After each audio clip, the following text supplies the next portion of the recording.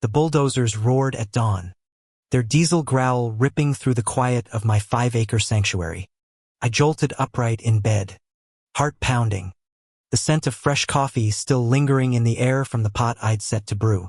Barefoot, I stumbled to the window, my breath fogging the glass as I squinted into the early light. Across my field, the one I'd spent years saving for, the one where my kids built forts out of fallen branches, there she was. Karen, blonde bob gleaming under a hard hat, clipboard in hand, directing a crew like she owned the place. A crew that was tearing up my land, laying down a strip of asphalt right through my wildflowers. My stomach churned. This wasn't just a neighborly dispute. This was war.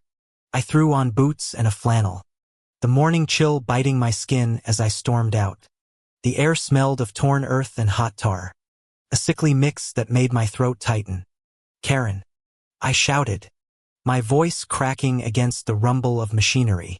She turned, her smile sharp as a switchblade, eyes hidden behind oversized sunglasses. "Oh, hi, Tom," she said, like we were chatting over lemonade at an HOA meeting. "Just improving the neighborhood. You'll thank me later." Thank her for bulldozing my property without so much as a text.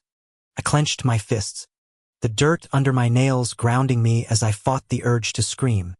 Karen was the queen of the HOA, a suburban dictator in designer athleisure who ruled our cul-de-sac with an iron grip.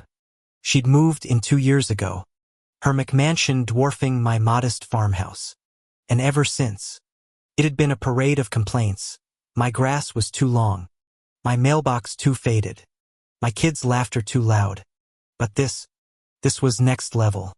She'd decided her new boutique winery needed a shortcut to the main road, and my land me private, deed-in-hand land was her chosen path. No permission, no discussion, just a crew of workers and a lawyer's letter taped to my door that morning, claiming eminent domain for community benefit. My blood boiled. Community benefit. My ass. I called my lawyer, Sarah, from the edge of the field, my phone shaking in my hand as the bulldozers kept rolling. Sarah's voice was calm, steady, like a lifeline in a storm. "Tom, she can't do this. It's your property. File a cease and desist and get a surveyor out here ASAP." I hung up, my chest tight, the sound of my own breathing loud in my ears. I wasn't just fighting for my land. This was for my kids, for the quiet nights we spent stargazing in that field, for the memory of my late wife, who'd loved this place as much as I did. Karen wasn't just paving a road, she was paving over my life. By noon, the surveyor arrived, a wiry guy named Eddie with a clipboard and a skeptical squint. He paced the property line, his boots sinking into the soft earth, muttering about encroachments and deeds.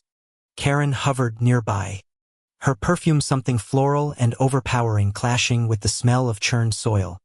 "You're making a big deal out of nothing, Tom," she said, her voice dripping with condescension. "This road will raise property values. You're welcome."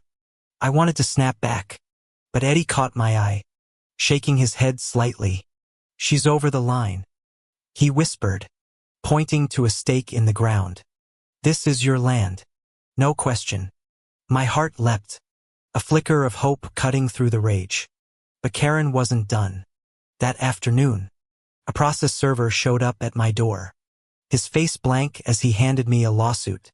Karen was suing me for obstructing her business because I'd parked my old pickup across the half-finished road. The nerve, the absolute gall. I stood there, the paper crumpling in my fist, the sound of my kids playing in the backyard fading into a dull hum. She wasn't just coming for my land, she was coming for my dignity. The next week was a blur of legal calls and sleepless nights. My daughter, Lily, only 8, kept asking why the mean lady was ruining our field.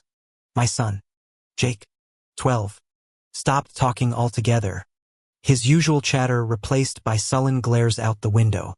I tried to keep it together, but every creak of the house at night felt like Karen's shadow creeping closer. Then came the twist I didn't see coming. Eddie, the surveyor, called me late one evening, his voice low, like he was afraid someone might hear. Tom. I dug into the HOA records. Karen's been forging documents. The board never approved this road. She bribed the secretary to backdate the minutes. My jaw dropped. Forgery. Bribery. This wasn't just Karen being Karen, this was criminal. I met Eddie at a diner the next morning. The smell of greasy bacon and burnt coffee grounding me as he slid a folder across the table. Inside were emails, receipts, even a grainy photo of Karen handing an envelope to the HOA secretary at a gas station. My hands shook as I flipped through the evidence. The clatter of plates and the hum of conversation fading into the background. This was it. The ammo I needed. But as I looked up, I saw Karen's SUV pull into the lot. My pulse spiked. Had she followed me? Her heels clicked on the pavement as she strutted inside, her eyes locking onto mine. Tom. She purred, sliding into the booth uninvited. You should really drop this. You're out of your depth. Her voice was smooth, but there was a crack in it. A tremor that told me she knew I had something on her. I leaned forward, my voice low, steady despite the fire in my chest. Karen.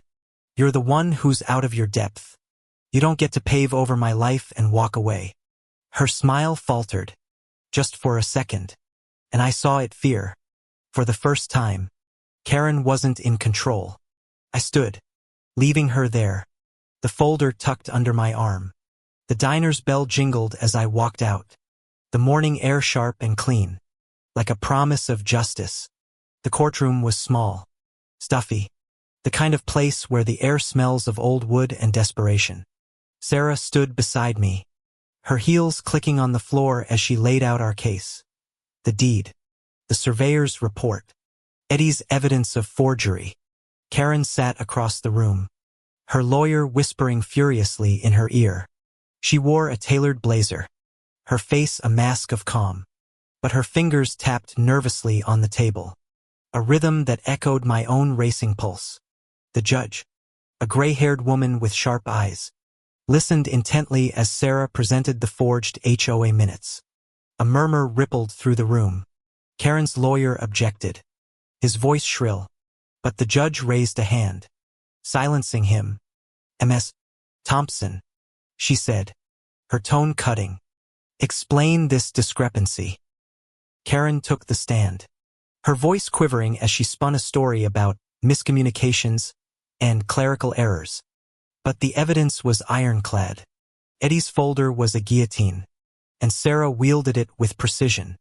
The judge's gavel came down like thunder, dismissing Karen's lawsuit and ordering her to pay for the damage to my land. But that wasn't the end. Sarah had tipped off the county prosecutor about the forgery. And as we left the courthouse, I saw Karen being escorted to a police car, her hands cuffed, her face pale as the asphalt she tried to force on me. The crowd outside whispered, their voices a low hum, like bees circling a fallen queen. I drove home, the weight in my chest finally lifting. The field was scarred, the wildflowers gone, but the land was mine again.